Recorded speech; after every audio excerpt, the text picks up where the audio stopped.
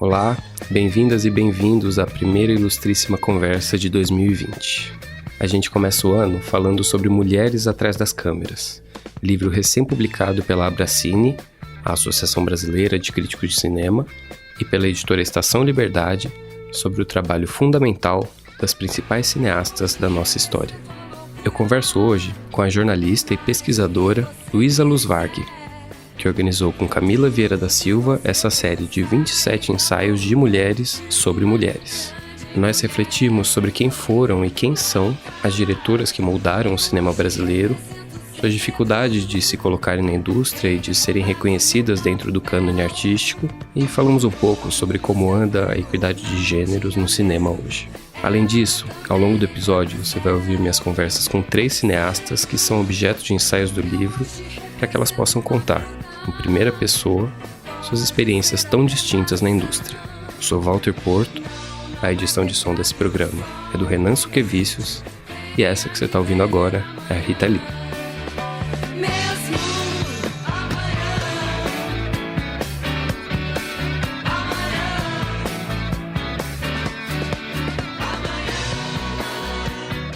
O livro, ele ressalta a diversidade da produção feminina de cinema no Brasil, no que pareceu para mim um modo de escapar de uma certa ideia de que existe um cinema de mulher, um estilo de cinema que seja essencialmente feminino.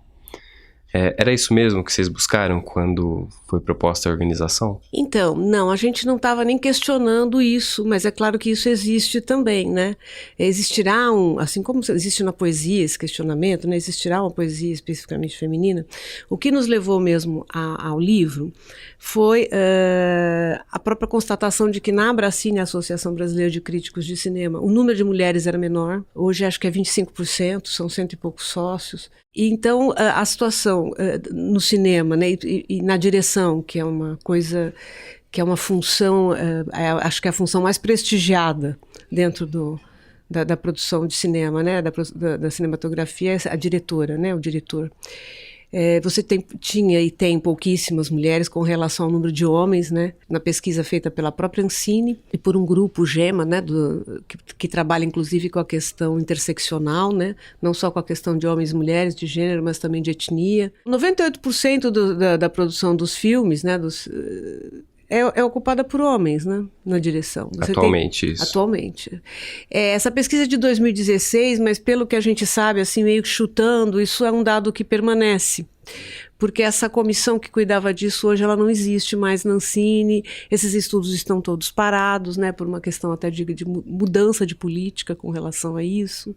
Né, de contexto mesmo, né, Ancine. Então tudo isso motivou, né, voltando ao que você perguntou, havia outros grupos, né, então tem um livro de ensaios feminino plural, feito pelo pessoal da Federal Fluminense, aliás, suas organizadoras fazem parte do nosso livro. Havia alguns grupos de mulheres discutindo isso, mas dentro da Abracine a gente estava muito interessada nessa discussão.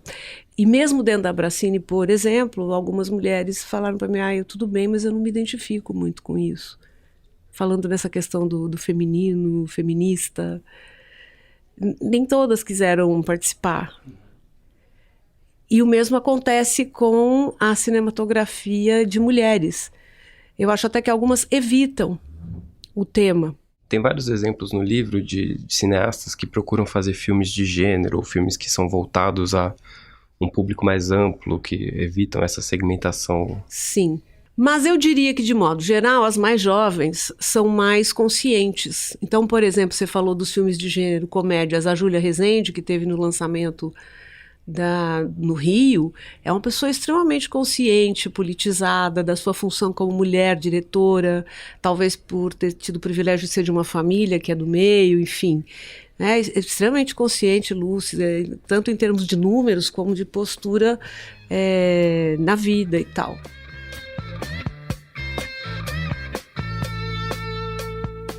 Bom, eu conversei por telefone com a Júlia Rezende, que é uma cineasta carioca de 33 anos. Ela se especializou em dirigir comédias, tendo feito os blockbusters Meu Passado Me Condena 1 e 2, o terceiro filme da série De Pernas pro Ar, e Ponte Aérea, que é um romance um pouco mais autoral, por assim dizer. Ela deve lançar esse ano também Depois a Louca Sou Eu, um filme baseado no livro da Tati Bernardi. Você vai ouvir agora alguns trechos da nossa conversa. Você representa duas coisas que são raras no cinema brasileiro, tanto a cineasta mulher quanto a que obtém um grande sucesso de bilheteria. O seu filme de estreia, O Meu Passado Me Condena, foi a segunda maior arrecadação de um filme brasileiro naquele ano lá de 2013. Queria saber, estar nessa posição deixa você com algum sentimento de ser exceção? Acho que, infelizmente, os números, né, assim, dizem que eu ainda sou uma exceção, mas tenho dito isso, assim, eu acho que a cada vez que uma mulher consegue fazer um filme que tem sucesso, seja comercial, seja de crítica, de participação em festivais, eu acho que a gente está abrindo espaço para que outras mulheres venham e também ocupem esse lugar. Eu torço muito para que a gente consiga ter novas mulheres, novas diretoras, novas roteiristas, trazendo seus pontos de vista e conseguindo, né, ser donas das suas narrativas. Você trabalha mais no gênero da comédia, né, que frequentemente é descrito com a pecha preconceituosa de ser um cinema mais fácil, entre muitas aspas, um cinema menos importante, talvez por ser muito Sim. popular, né? Esse tipo de postura chega a ser incômoda para você? Eu acho bastante incômoda, porque eu acho que a comédia pode ser muitas comédias, né? E eu acredito que a gente pode usar a comédia, usar o humor para tantas coisas, né? Assim, é possível você fazer um filme pastelão que apenas vai desanuviar a vida das pessoas. É possível você usar o humor para fazer crítica social, crítica política, de Porta dos Fundos, né? Tudo que a gente viu acontecer agora recentemente. Então, assim, eu acho que o humor ele tem tantas funções e ele pode ser feito de uma maneira tão inteligente que me parece bastante bobo esse preconceito. Você dirigiu o seu primeiro filme muito jovem, né? Eu acho que você tinha 27 anos, hoje você está com 33, né? E já era um projeto grande, de um orçamento robusto ali. Como é que foi a experiência de capitanear um filme já nessa idade, ainda mais sendo mulher? Então não deu nem muito tempo de pensar no que a gente estava, no tamanho que aquilo tinha, assim. Era um projeto muito despretensioso, feito por todo mundo muito jovem. Eu rodei o filme com 26 anos, era o primeiro filme da equipe toda, era o primeiro filme do fotógrafo, era o primeiro filme da figurinista, uma parte do elenco. Então, assim, a gente foi muito se jogando naquela experiência, sem menor expectativa de resultado comercial, a gente nem pensava sobre esse assunto. E aí, no meio do caminho, o Fábio Porchat lançou o Porta dos Fundos e virou um fenômeno. E na hora que chegou ao cinema, acho que ele encontrou, assim, por um lado, pelas suas próprias qualidades, acho que era uma história que gerava muita identificação nas pessoas, falar de relacionamento. Então, acho que juntou isso, que era o filme em si, com o momento do Porta e do Fábio, e acabou sendo aquele sucesso, assim, que fez mais de 3 milhões de pessoas, mas eu jamais imaginei que aquilo fosse acontecer. E a gente vê que as mulheres, elas enfrentam os mais diferentes tipos de obstáculos para se estabelecer em todas as áreas, praticamente, né, de profissionais. Você já se deparou com algum problema específico por ser mulher, enquanto diretora? Algum caso de assédio, mesmo que não seja com você mesma, com outras mulheres? Não, eu nunca me senti assediada em nenhum set de filmagem. O que eu sinto, assim, é que existe... Eu durante muito tempo, eu fiquei mais preocupada com o fato de eu ser jovem do que de eu ser mulher, sabe? Eu precisava antes provar que eu podia fazer, porque mesmo tendo 20 e tantos anos, eu sabia fazer. Acho que essa ficha da questão do ser mulher demorou, assim, veio mais tarde. E hoje eu vejo essa questão muito mais num lugar que não é o set de filmagem, assim, mas que são as estruturas que estão por cima, sabe? Quem são as pessoas que estão financiando os nossos filmes? Quem são as pessoas que estão aprovando os nossos projetos? Por que a gente ainda tem tão poucas distribuidoras mulheres? Né? Porque eu acho que isso, na hora que existir uma equidade de gêneros nessas outras instâncias, aí eu acho que a gente vai ver uma mudança, de fato. De fato, na instância do dinheiro, né, também. Na instância do dinheiro, exatamente. Porque, assim, quais são os projetos aprovados, né?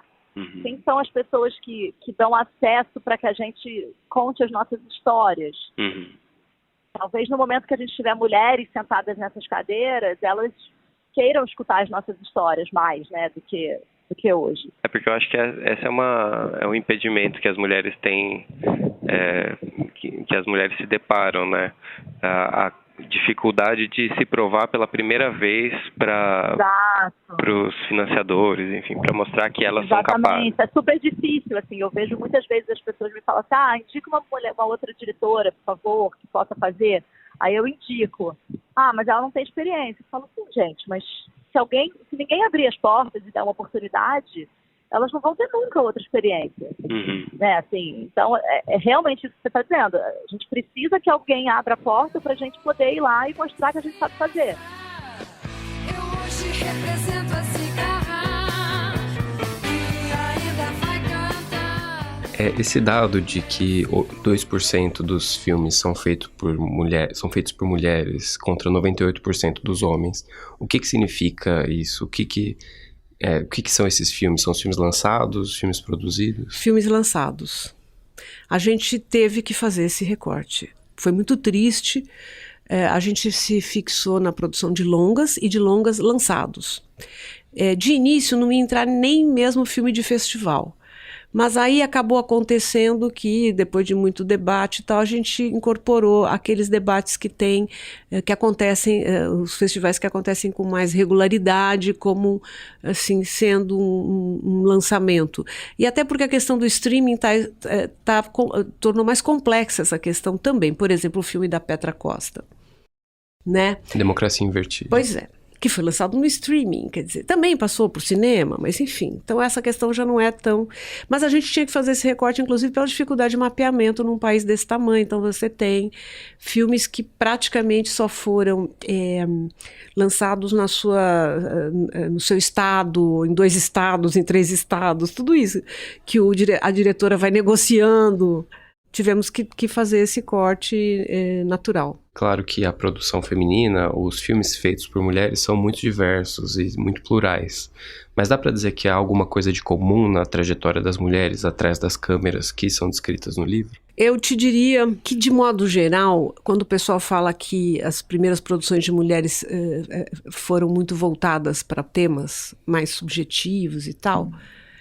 Isso é verdade, né? Até o artigo da Carla Holanda, que é uma pesquisadora que está no livro, ela fala muito sobre essa questão de que os primeiros documentários, a própria Helena Solberg, né? Você vai ver a entrevista e tal, é voltado para uma temática que está dentro dessa esfera, né, de assuntos da mulher. E eu diria até que por conta disso, eles foram bastante discriminados. E eu acho que isso correspondia a uma demanda mesmo interna dessas mulheres falando dessa produção, né?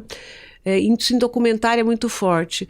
Mas eu diria que de uns 20 anos para cá, sei lá o quê, isso mudou muito. Muito, muito, muito. Então, a própria Petra Costa, que a gente citou, né, que vai falar de democracia. Tá, por acaso ela é mulher, então tudo bem, vai haver alguns tipos de questionamentos por aí, mas ela está falando do país. Voltando à Helena Solberg, que você mencionou aí de passagem, boa parte das diretoras que são discutidas no livro, elas passaram por um processo de apagamento na história. Por exemplo, a Helena Solberg e a Teresa Trautmann, que é objeto de outro ensaio, elas realizaram filmes importantes na época do cinema novo, mas acabaram um pouco marginalizadas por esse grupo, né? Tanto é que poucas pessoas reconhecem o nome delas e muita gente sabe quem foi Glauber Rocha, quem foi Nelson Pereira dos Santos e tal. Você pode comentar um pouco sobre esse processo? Esse processo ele é mais complexo. A Teresa Trautmann, ela foi uma das cineastas mais censuradas na história desse país.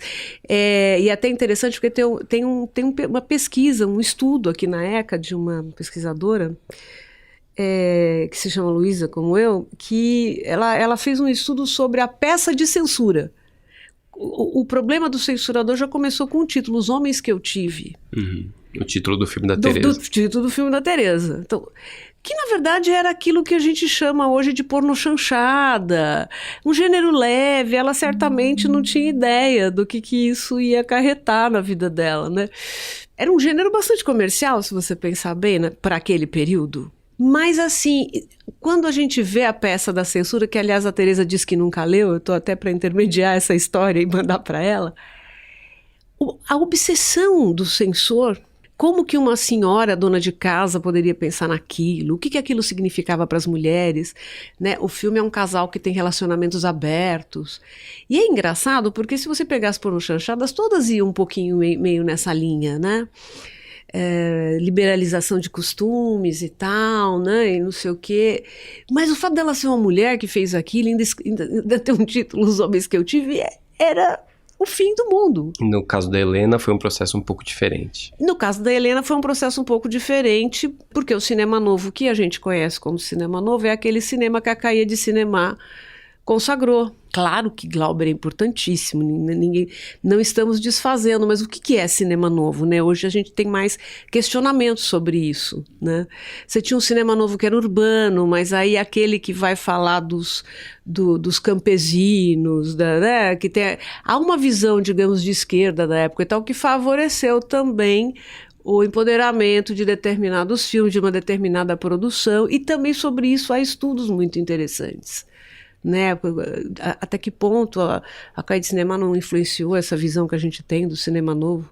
Quer dizer, o Glauber era um Glauber, claro, mas havia outras pessoas dentro do cinema novo. Ele era muito diversificado, mas a gente tem aquela ideia de que todo mundo estava fazendo o mesmo tipo de filme naquele período, e não era verdade. Né? E a Helena é uma prova viva de que não. Que tipo de filme ela fazia nessa época? Ela fazia um filme, né, com uma entrevista, que até hoje é uma referência, voltado para problemas de uma moça de classe média. Veja só que absurdo.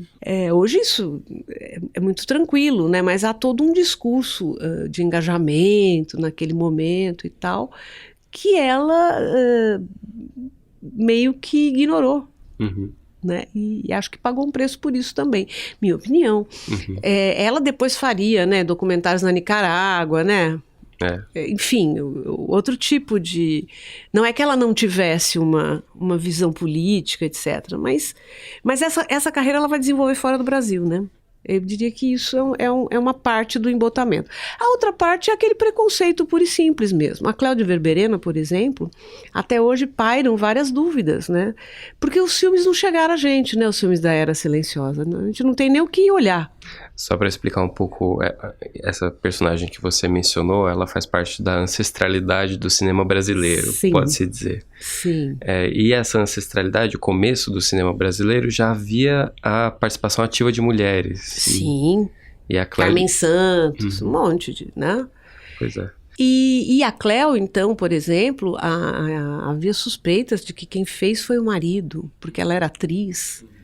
Então, esse tipo de fofoca rondava mesmo.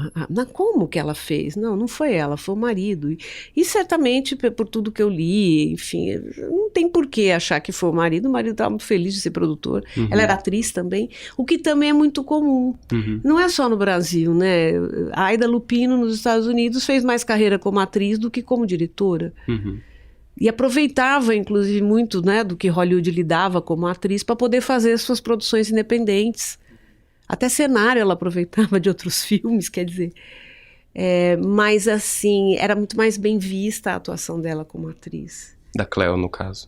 E da Cléo, no caso, né, ela era muito mais conhecida como...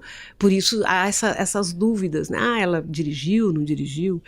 E que eu acho que é absurdo. Então, isso a gente vai ter dúvidas com relação a tudo que se fez na era muda. Uhum. Porque os filmes praticamente não chegaram, o que você tem são recortes de jornal, são depoimentos, é isso, é assim que os pesquisadores trabalham, é um trabalho de formiguinha. Dando um salto no tempo aqui. Sim. Outra cineasta que, infelizmente, é pouco conhecida hoje é a Adélia Sampaio, que é tida como a primeira cineasta negra a ocupar o posto de diretora de um filme lançado comercialmente no Brasil. Sim. Em 1984. Um dado que aparece logo no começo do ensaio sobre as cineastas negras, que me impressionou bastante, foi que a segunda diretora negra a lançar um filme comercialmente sozinha fez isso só 34 anos depois da Adélia, agora em 2018, a Viviane Ferreira. Você pode falar um pouco sobre essa situação? Isso é uma coisa que eu me sinto já mais desconfortável, porque eu vou dar a minha opinião de mulher branca sobre a questão. A gente tem muitos problemas com relação a essa questão da autoria negra, até no cinema negro masculino, né? Uhum. Começa que você nunca teve... as pessoas não são obrigadas a declarar a raça. Muitos desses dados na Ancine você não tem. Mas é claro que o fato de ser negra, mulher, não contribui para que ninguém tenha facilidade de acesso aos meios para produzir um filme, ainda mais para produzir um filme sobre a sua própria questão, sua própria temática. É claro que nem toda cineasta quer pautar temas sobre a mulher, inclusive, como a gente estava falando lá no começo, e nem toda mulher cineasta quer falar sobre o que é ser mulher. Quer falar sobre o que quiser. Mas tem algum exemplo emblemático de alguma diretora que falou sobre esses temas feministas que é interessante comentar? Ai, muitas, né?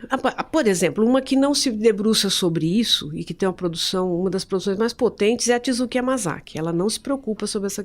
Ela fala até da questão, né, no Gaijin, ela é descendente de japoneses e tal, no Brasil, até nisso ela vai, mas ela não tem uma preocupação em ser mulher no mundo, o que é, o que deixa de ser. Os personagens femininos podem até ser fortes, mas ela não está preocupada com essa temática. Outra que também não está preocupada exclusivamente com essa temática, embora passe por ela, e é outra, talvez a segunda que é páreo para Tezuka em termos de potência, é a Lúcia Murat. Bom, eu também tive uma boa conversa com a Lúcia Murat, que nasceu no Rio de Janeiro há 70 anos e se consolidou nos anos 80 como uma das principais cineastas do Brasil, com um documentário sobre os sandinistas na Nicarágua e depois o filme Que Bom Te Ver Viva, de 1989, que trazia as experiências de mulheres presas e torturadas pela ditadura militar como ela mesma. A Lúcia dirigiu vários outros filmes como Brava Gente Brasileira, Quase Dois Irmãos, A Memória Que Me Contam e Praça Paris. Mas a gente começou a falar sobre aquele filme seminal de 30 anos atrás. Eu queria que você contasse o que te levou a fazer o seu primeiro longa de ficção, o Que Bom Te Ver Viva, daquele jeito, que é tão confessional, tão visceral, né, com só a Irene Havashi fechada no apartamento, contando uma experiência que é muito parecida com a sua própria, né? Então eu queria entender o que levou você a fazer aquele filme daquele jeito e em que momento da vida que você estava que você quis fazer aquilo. Eu já tinha feito um documentário, que era o Pequeno Exército Louco, quando eu decidi fazer o Que Bom Te Ver Viva, né? Eu acho que a primeira coisa, do ponto de vista pessoal, ele surge a partir de uma experiência grande que eu tinha junto à psicanálise. Já fazia psicanálise naquela época, uns 8 anos, onde eu basicamente tinha discutido a questão da tortura, né, que eu tinha vivido durante a prisão, e que era uma questão central na minha sobrevivência, né? E no momento que me veio à cabeça fazer o filme, quer dizer, ele me veio daquela maneira, eu pensei nele numa mistura de ficção e documentário, eu pensava, teoricamente, de que não tinha como chegar à verdade, se a verdade existe, a não ser de determinadas maneiras. Eu achava que se eu tivesse apenas o depoimento das mulheres que tinham sido torturadas, eu não conseguiria deixar do espectador estabelecer apenas uma relação de piedade com aquelas mulheres. Eu queria trabalhar sobre a questão da loucura. Por outro lado, eu achava também que a loucura, no seu estado pleno, digamos assim, ela também, quer dizer, você como documentarista vai chegar numa pessoa enlouquecida, você também vai estabelecer essa relação de piedade do espectador com ela, e você... Então, eu pensei de que uma solução, digamos assim, para essas dúvidas todas seria você misturar ficção e documentário. E pensei de fazer o filme como se fosse um círculo vicioso, né? Quer dizer, que cada depoimento se colocasse no depoimento daquela representação de todas, que seria Irene Havashi, e que seria atriz, e que depois viria uma outra questão e tal. E, basicamente, quando eu escrevi os textos da Irene, eu escrevi a partir de experiências que eu estava tendo na análise, entende? Eu me lembro que eu escrevi assim, vão ser 10 inserções. Uma delas vai ser transferência da relação do namorado com o torturador. Eu me lembro que eu tinha feito tópicos que eram tópicos que representavam essa experiência de análise, né? E isso foi tão gritante que o filme, inclusive, tem uma dedicatória, que é uma dedicatória que fala isso, né? A psicanálise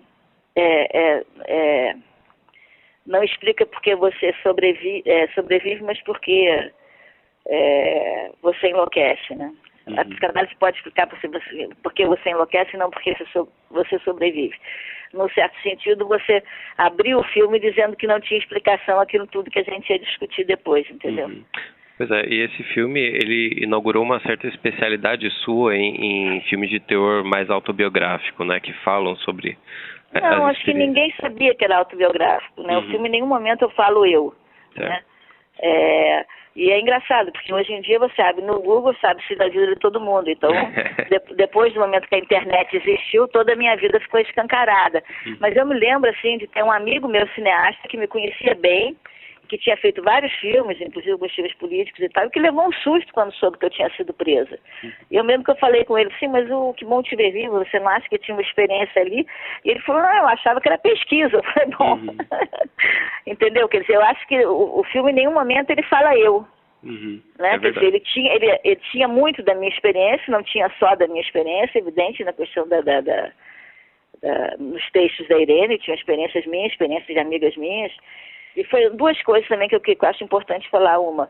E que, de qualquer maneira, essa mistura de ficção e documentário, que eu, digamos assim, fui uma das primeiras a inaugurar no Brasil e tudo, era uma coisa que estava se colocando no mundo. Só que também, mais uma vez, não era no mundo de internet. Então você não sabia, você não tinha contatos, né? A gente não tinha, como hoje, laboratórios de roteiro que você faz antes de fazer o filme no exterior. Você não tinha esses contatos. Eu só fui ter... Quer dizer, esse contato com o exterior depois do filme pronto, que aí teve realmente muitos festivais, ele foi muito convidado e tal. E de repente eu me lembro que eu cheguei no Japão e falei, meu Deus, não é possível.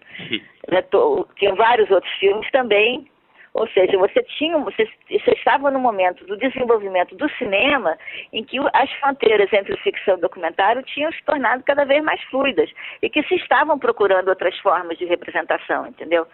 Então, acho que também caiu naquele momento, não foi à toa que eu fiz isso, né? No ensaio que tem sobre o seu cinema no Mulheres Atrás das Câmeras, a autora destaca você como uma cineasta especialmente prolífica. Você mesmo acabou de falar que fez 14 filmes já, né? Outro dia eu descobri num desses festivais que me homenagearam na América Latina, que agora a gente vai ficando velha, recebe um monte de homenagem, ainda bem.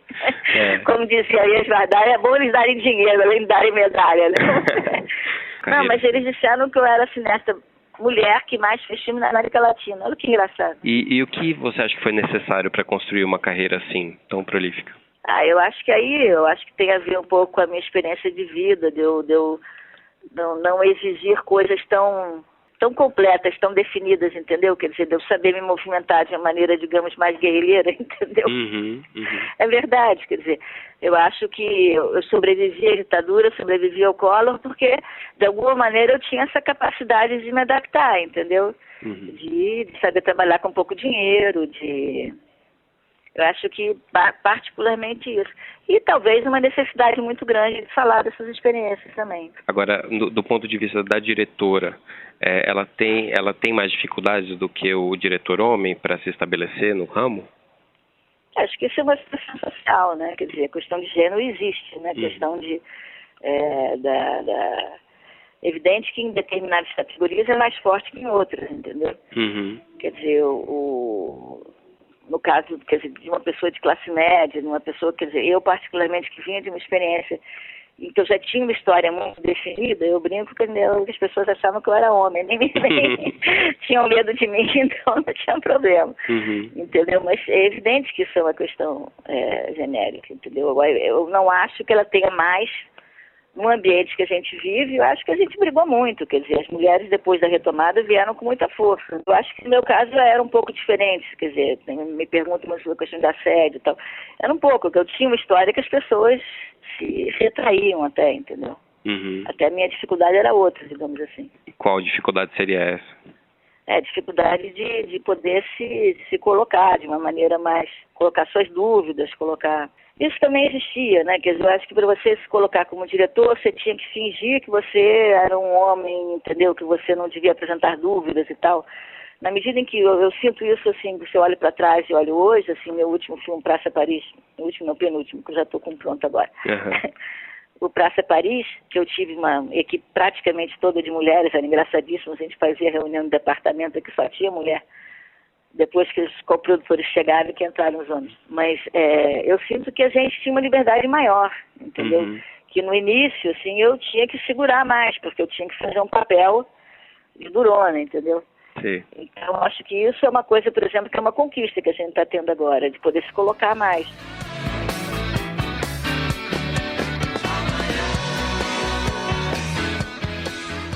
Já a Ana Carolina, que justamente ninguém nunca viu fazendo nenhum tipo de discurso feminista, aliás, foi no lançamento do livro, falou, ai, não debate, não sou afim, foi lá, comentou todo mundo e foi embora. Ela tem uma obra com forte conteúdo feminino e feminista, eu considero, né?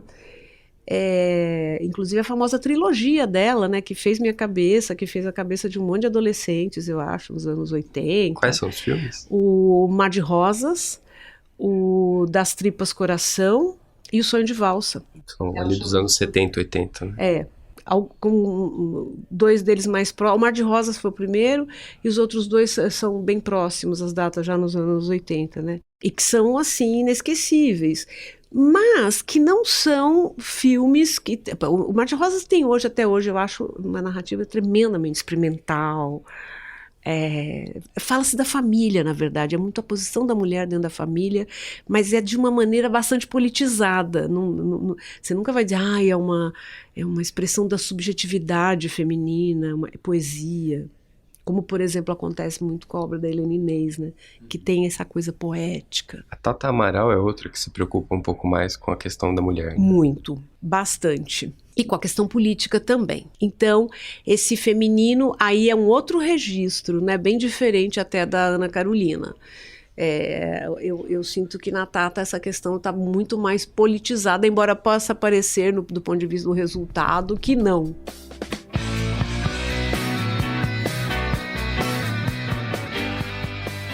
Eu também conversei com a Tata Amaral, uma cineasta paulistana de 59 anos.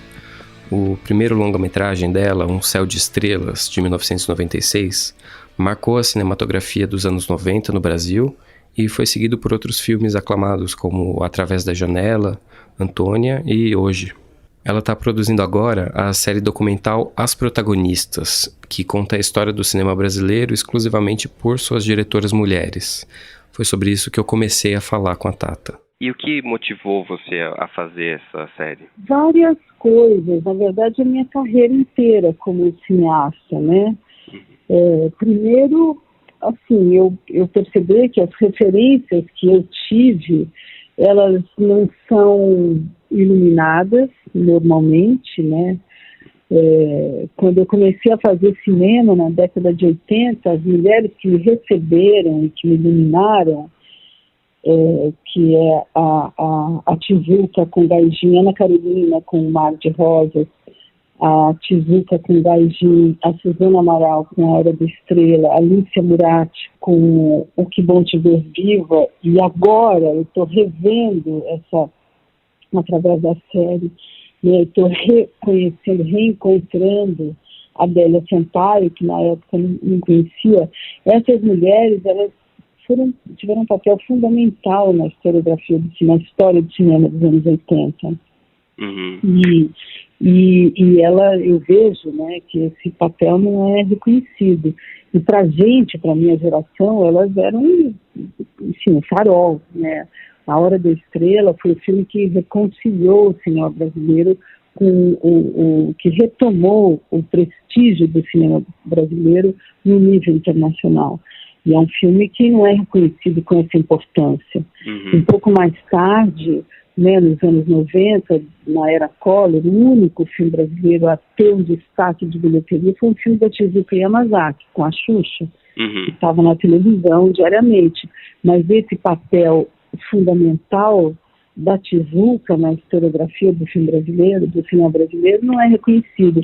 Então, por ver sucessivamente, né, mais tarde, né, a Carla Camurati é reconhecida como a precursora do período da retomada, né, mas não necessariamente lembrada na importância histórica que ela tem. E aí, quando eu vou ver listas de melhores filmes, com os cartazes dos melhores filmes e a produção dos melhores filmes, você vai ver 2 ou 3 filmes dirigidos por mulheres. Então você fala, que história é essa? Quem está contando essa história? Por que essas mulheres não estão lá? Então é isso, é uma questão de contar a história a partir do ponto de vista da maioria da população, que é feminino. E você mesma começou a dirigir longas-metragens ali no meio dos anos 90, né? Uma época em que tinha no posto de direção ainda menos mulheres do que a gente vê hoje, eu acredito. E então eu queria saber como é que foi estar nessa posição de diretora naquele momento em que havia tão poucas. Na verdade, assim, eu não pensava nisso, assim, no desafio sob este ponto de vista. Eu pensava que eu queria fazer e vou fazer e estou fazendo. Uhum. Né? Inclusive, eu achava que, olha para você ver como a coisa é, né? Eu achava que eu era a primeira da minha geração a fazer filmes de longa-metragem. Porque é uma loucura, assim, mas eu não considerava a Carla como primeira. Uhum. E a Carla é da minha geração, ela começou a fazer curtas, como eu, e ela fez o Carlota Joaquina, que foi um filme que foi fundamental para mim. Uhum. Porque eu vi esse filme, sei lá, 3 semanas antes de começar a filmar Um Céu de Estrelas. E o Carlota Joaquina, ele, imagina, né, você conhece, é um filme, além de ser incrível, super divertido, muito bem produzido, precursor, ele é um filme que marca a reconciliação do público brasileiro com o nosso cinema. Sim. Então, ele realmente tem a maior importância. Ou seja, apesar de eu me considerar a primeira, a Carla, hoje eu vejo que não, obviamente, né, uma ilusão isso, Uhum. mas a Carla foi fundamental.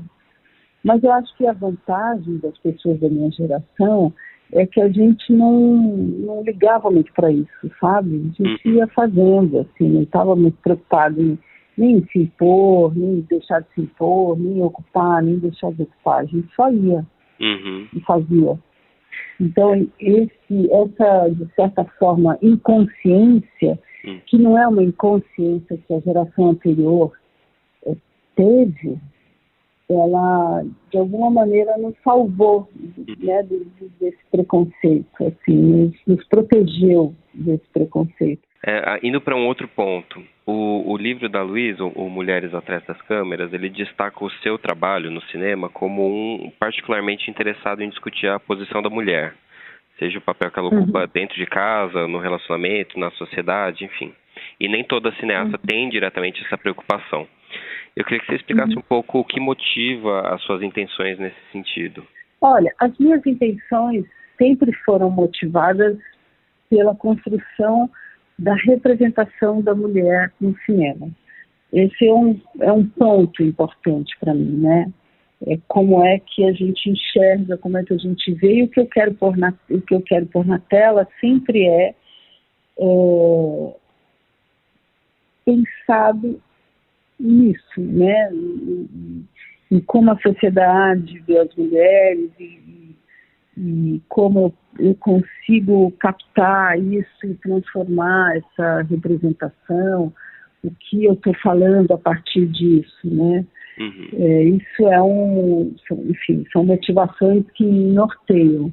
Agora, eu não acho que necessariamente as mulheres precisam falar disso, né? Acho que a gente tem 1000 assuntos. Na série, as protagonistas, eu entrevisto a Júlia Catarini, que é a primeira cineasta trans a lançar filmes comercialmente, e ela fala, eu quero fazer filme de amor, eu quero que as pessoas trans no cinema sejam amadas. Ela está nessa. Né? Ela não está querendo falar do trauma, ela quer construir um imaginário possível, afetuoso, afetivo. Não é porque eu sou mulher que eu vou sempre, necessariamente, eu estou condenada a tratar de gênero. Não, eu não assinei esse contrato quando eu nasci, quando eu decidi fazer filmes, assim como uma ou um cineasta trans não assinou esse contrato, assim como uma ou um cineasta gay não assinou esse contrato, assim como uma ou um cineasta negro ou negra assinou esse contrato. Acho que, né, o bom da produção audiovisual, da produção artística e da produção criativa é você poder falar do que você quer. Certo. E no seu caso específico, o seu cinema, ele é abertamente político, né? Pelo menos na discussão social que ele propõe sobre o papel da mulher. Estou pensando aqui mesmo no Um Céu de Estrelas, no Hoje, enfim. Tem vários exemplos mais marcadamente políticos na sua cinematografia. Fazer esse tipo de filme, ele te faz enfrentar mais obstáculos na realização ou é indiferente? Não, faz sem dúvida, obviamente. Claro que faz, né?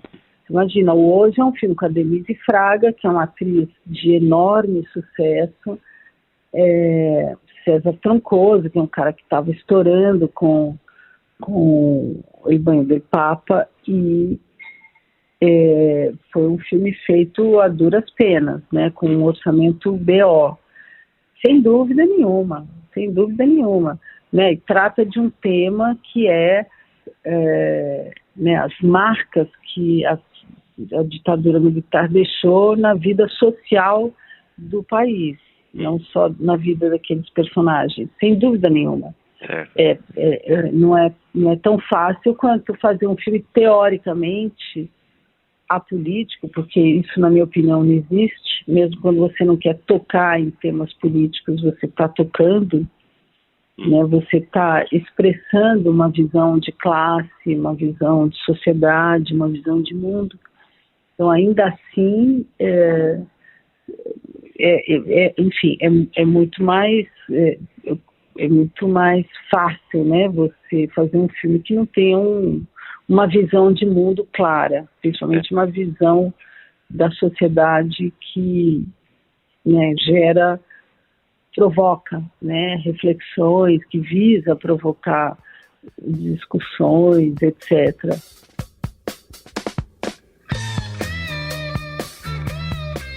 Uma figura super interessante também nesse campo todo que a gente está discutindo é a Helena Inês, que ela era conhecida como uma espécie de musa do cinema marginal, depois de ser musa do cinema novo, e atrás das câmeras ela tem se dedicado a desconstruir o conceito de musa. Você pode discutir um pouco a trajetória da Helena? Então, é uma trajetória invulgar, mas se a gente pensar assim no macro, tem muito a ver com o que eu estava falando da Aida Lupino, de outras, né? Ela começou como atriz, ela era belíssima, é belíssima. E ela transitava num meio, né, em que, né, foi mulher do Glauber Rocha, enfim. E depois, enfim, então, muito difícil se descolar, eu acho, né, dessa questão de atriz. Eu sempre tenho, assim, muito cuidado em avaliar essas questões, porque eu acho mais fácil você perguntar isso para ela do que eu responder, bom, mas por quê? Mas, de fato, se a mulher é bonita e tal, e tem uma expressão, é mais fácil encontrá-la, né, não por trás das câmeras, mas diante. É uma coisa que surge com mais facilidade, né, eu diria, esse convite, né? Eu acredito que isso tenha muito a ver. No entanto, para o ofício de diretor, não há nada demais, né, em ter sido ator ou atriz, né? Há atores que se tornam diretores também. Mas isso também é coisa de um período da história. Porque hoje não é assim. Eu vejo com muitas mulheres vão trabalhar com fotografia, com edição. E as próprias mulheres, eu tenho ido a muitos debates de cineastas, contam, puxa, eu entrei outro dia num set pela primeira vez, que tinha, sabe, a fulana da fotografia era mulher, não sei o quê, e que foi por acaso, não é que eu saí caçando, quero compor minha equipe só com mulheres e tal, em funções onde seria mais natural você ver um homem. Né? Normalmente essas questões com tecnologia, né, e tal, acabam também favorecendo muito, né? Sempre é um homem que está fazendo. Então, é muito complicado, é muito diferente o contexto em que essas coisas aconteciam do hoje. E hoje, mesmo com todo esse retrocesso aparente, né, que a gente está enfrentando nesse novo contexto político, né, conservador, etc., mas você tem uma reação a isso, né? Quase tão forte quanto, ou seja, você tem um grande número de mulheres, né? Veja o Manifesta que aconteceu em Brasília agora, né, no festival, quando atrizes, produtoras foram ao palco, né, colocar essa questão da discriminação, do assédio, lutando por um lugar de fala. Esse grupo se transformou num grupo que está planejando novas ações, o Manifesta. Enfim, então você tem um outro cenário, né? A outra coisa é você lá solitário, entendeu? Na sua cidade conservadora e tal, querer mudar eu quero fazer cinema, eu quero fazer teatro. Que por si só, aliás, até ser atriz já não era assim, de teatro, então, né? Não era exatamente isso, as próprias atrizes falam, né? Fernanda Montenegro e tal. Ser atriz já era... Não era muito bem aceito, né? Não. As transformações do cinema digital, elas democratizaram um pouco mais esses processos, tanto de realizar um filme, quanto de distribuir, exibi-lo. Isso aumentou de alguma forma a igualdade de gênero, contribuiu para isso? Então, eu não vejo dessa forma. O acesso, hoje, o que você tem é um barateamento de custos, né? Promovido pela tecnologia, e existem outras formas de se fazer cinema, de registro audiovisual, via celular, tem festivais de cinema celular. Mas isso não quer dizer que você vá ver esses filmes, que eles vão ser lançados comercialmente, que você vá ter acesso a eles. Se a gente pensar direitinho, o YouTube, por exemplo, hoje é um verdadeiro arquivo digital do mundo inteiro, mas assim, se você não conhece a produção na Turquia, como que você vai procurar lá dentro? Por exemplo. O que você vai procurar lá dentro? Existem também as dificuldades de acesso de idioma, via idioma, etc. Mas como, né, esses displays, né, eles te passam uma falsa impressão, né?